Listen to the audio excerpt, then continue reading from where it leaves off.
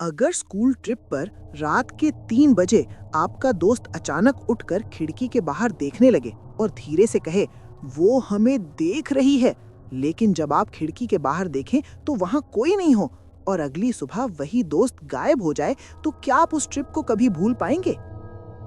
एक स्कूल था जहां हर साल बच्चों को एक एडवेंचर ट्रिप पर ले जाया जाता था।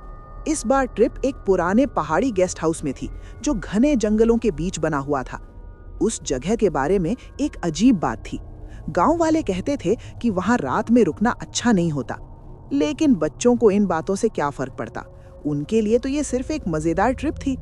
बस में गाने, हंसी मजाक और सेल्फी लेते हुए करीब शाम को सब लोग उस गेस्ट हाउस पहुंच गए। गेस्ट हाउस थोड़ा पुराना था, लकड़ी के दरवाजे, लंबा सा कॉरिडोर, बाहर घना जंगल।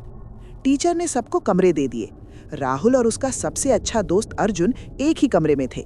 शाम को सब बच्चों ने मिलकर बोनफायर किया, डांस, गाने और ढेर सारी मस्ती।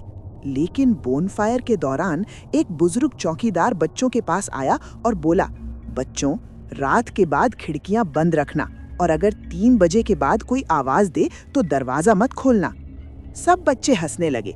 उन्हें लगा वो बस डराने के लिए ऐसा बोल रहा है। रात के करीब 12 बजे सब अपने अपने कमरों में सोने चले गए। कुछ देर बाद पूरा गेस्ट हाउस बिल्कुल शांत हो गया।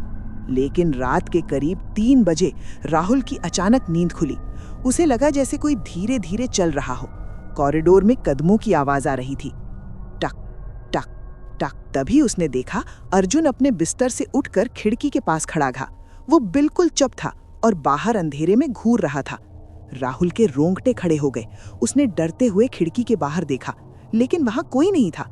लेकिन सुबह जब सब बच्चे बस में बैठने लगे तो टीचर ने नाम पुकारा, अर्जुन। कोई जवाब नहीं।